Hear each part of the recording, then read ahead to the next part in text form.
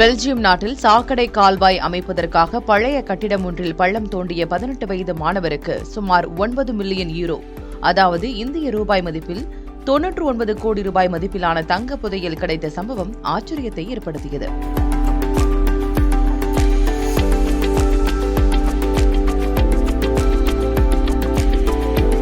பெல்ஜியத்தின் சின் gillies டெண்டர்மோண்டே பகுதியில் உள்ள ஒரு பழைய மதுபான ஆலை வளாகத்தில் சாக்கடை பணிகள் நடைபெற்று வந்தன. அப்போது கோபி என்ற 18 வயது மாணவரும் அவருடன் பணியாற்றியவர்களும் மண்ணை தோண்டிக் கொண்டிருந்தனர். அப்போது அங்கு சில நாணயங்கள் இருப்பதை கோபி கவனித்துள்ளார்.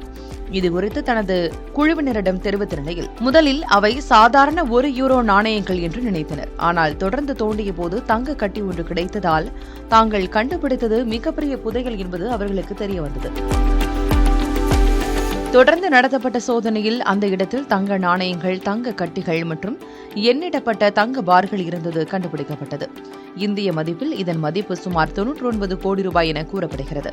அதே சமயம் இந்த புதையல் சாதாரணமாக மண்ணுக்கடியில் கிடைக்கவில்லை எனவும் பழைய கட்டிடத்தின் அடித்தள சுவருக்குள் ஒரு பையில் வைத்து செங்கற்களால் மறைத்து வைக்கப்பட்டிருந்ததாகவும் கூறப்படுகிறது.